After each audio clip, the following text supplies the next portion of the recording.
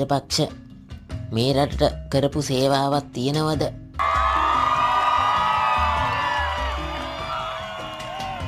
අපේ රට කොච්චර වටින රටක්ද? මේකේ වටිනාකම ඔයලා දන්නේ නැහැ. මං අද කියලා දෙන්නම් ලංකාවේ මැප් එකෙන්ම. පොඩි දෙනවා මට ලංකාවේ මැප් එක.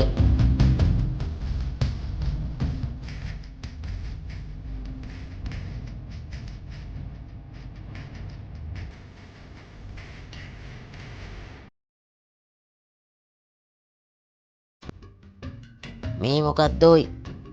මේක ලංකාවේ සිටිය මේ ඔය දෙකේ පන්තියටවත් ඉස්කෝලේ ගිහිල්ලා නැහනේ. මහින්ද මහත්තයා හිටියේ නැත්තම් ඕක තමයි අද ලංකාවේ මැප් එක.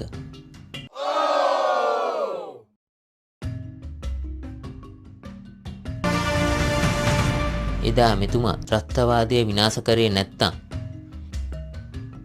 ඉන්දියාවයි අපි අතර තවත් රටක් තියෙනවා. ඒක ත්‍රස්තවාදීන් පාලනය කරන රටක්. එහෙනම් අපි ඊශ්‍රායලයේ පලස්තීනයේ වගේ හැමදාමත් ගහගන්නවා.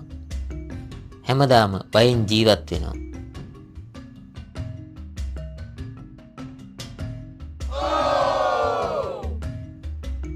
මහින්ද රාජපක්ෂ කියන්නේ වැඩෙක්. අපි ශ්‍රී ලාංකිකයෝ. පිදිය යුත්තා පුදුම.